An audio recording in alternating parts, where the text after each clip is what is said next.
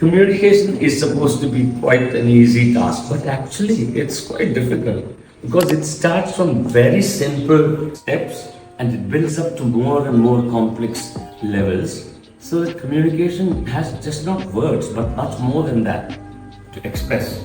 So when a baby is born, you can see all they need to know is to cry because they know that will help them to be picked up or to be fed.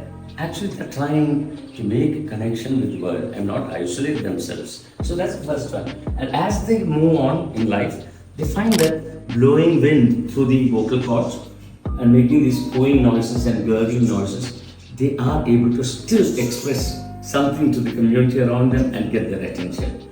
And then later on, they discover that holding the lips together, that they blow wind through it, it's called blowing raspberry. They learn that we can put the two lips together and then create noises that's called babbling. And later on, as they move forward, they start to use the tongue to touch behind the teeth and the lips together and the throat, and also synchronize your feeding, your eating, your breathing, and also blowing wind across the vocal cords to produce noise at the same time, so that first words are created. Initially, there are some word approximations which are not very clear, but later on they become more and more clear, and as a result, slowly they start to understand what these words stand for, the symbols that they stand for, and they add on adjectives to it. So if it's a cat, it becomes a big cat, a black cat, and then you add verb is running, and then you add adverbs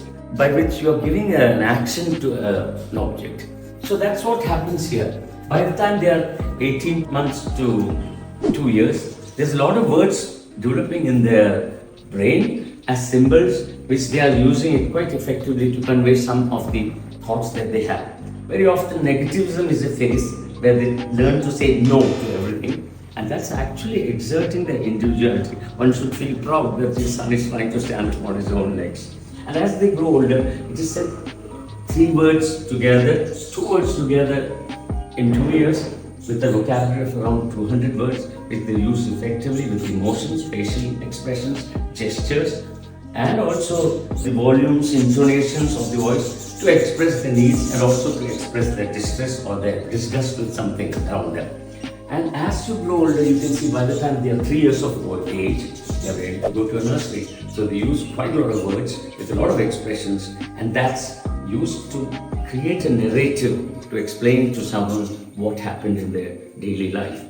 And as time goes by, we all know by the time they are 4 years and 5 years, they have certain concepts that they've learned which they use very effectively to convey to the other person. On the whole, you can see from a very simple vocal noises, they create a pattern where they start to use words and syntax and also grammar and everything to convey their need for something, and also to convey their lack of need of something.